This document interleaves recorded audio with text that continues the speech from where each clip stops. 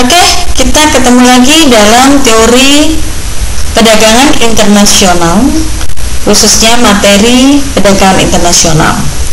Nah, di sini kita akan menyambung materi sebelumnya, yaitu tentang keunggulan absolut dan keunggulan komparatif. Keunggulan absolut itu sendiri dikemukakan oleh Adam Smith dan keunggulan komparatif oleh David Ricardo.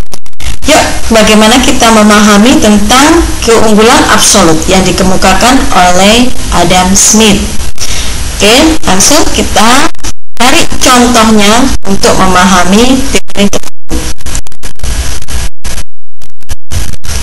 Di sini sudah saya siapkan data untuk memahami tentang keunggulan mutlak yang dikemukakan oleh Adam Smith. Oke, ya. Sekarang kita melihat ada 3 tabel di sini. Ada satu data yang berisi tentang satu tabel yang berisi tentang 3 data, ya, yaitu keadaan satu sebelum perdagangan, setelah spesialisasi, dan setelah perdagangan.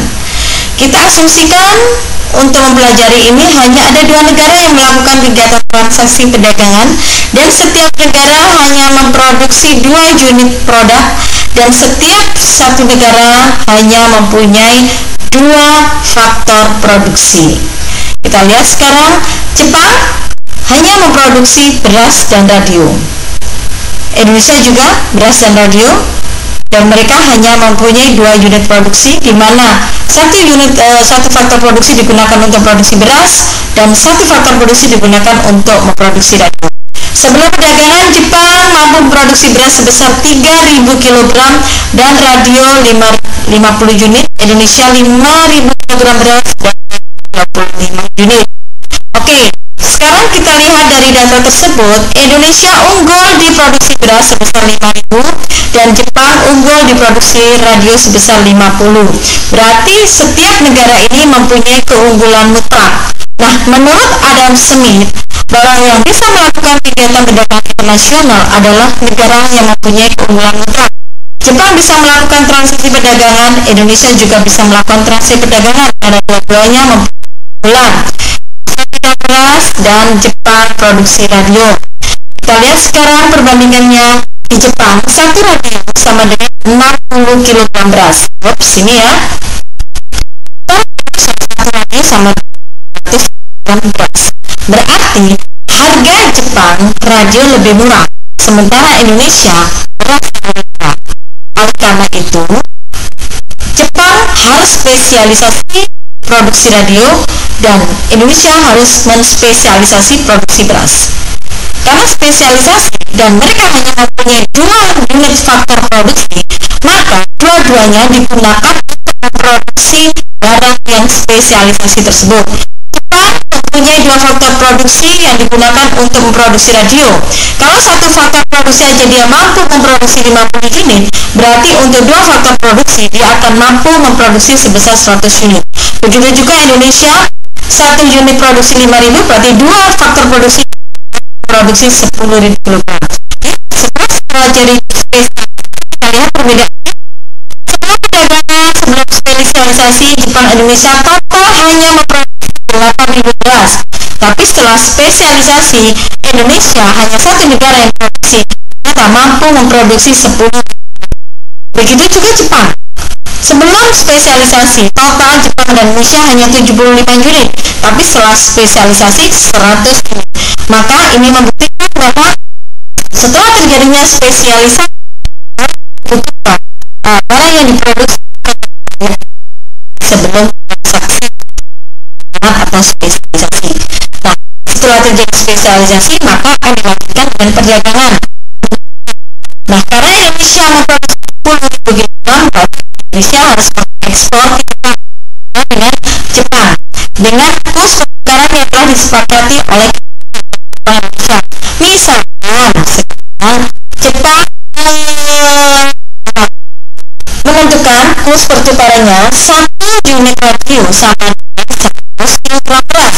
Berarti kalau Jepang mengekspor 50 unit radio, maka Indonesia impor 5.000 kg beras.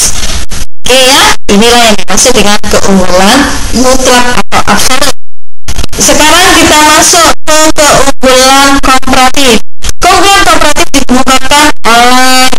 Ricardo.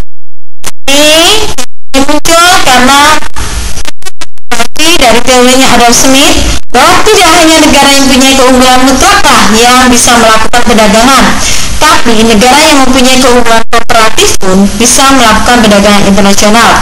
Ini dibuktikan dengan data yang ada di tabel ini. Sekarang kita lihat asumsi tetap dua produksi dan dua faktor produksi. Yuk, lanjut. Kita lihat di sini Korea memproduksi mesin cuci. Begitu. Ternyata keunggulan ada di Jerman. Jerman memproduksi 40 mobil dan 300 mesin cuci. Sementara Korea kalah dengan Jerman. Tapi apakah Korea tidak bisa melakukan perdagangan internasional? Sekarang kita memakai teorinya si David Ricardo. Kita memakai keunggulan kooperatif. Kita lihat sekarang.